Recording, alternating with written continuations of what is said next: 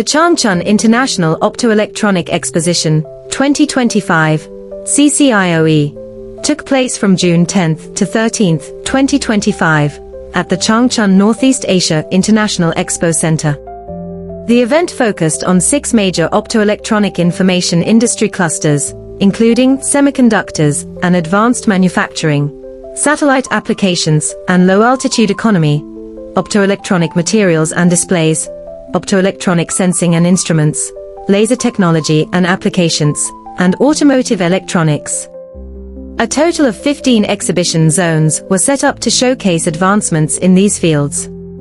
Our company placed great importance on participating in this exhibition, using the opportunity to present our latest optical products. We look forward to continuing our active role in the optoelectronics, optics field and working together with more partners to shape the future of the industry.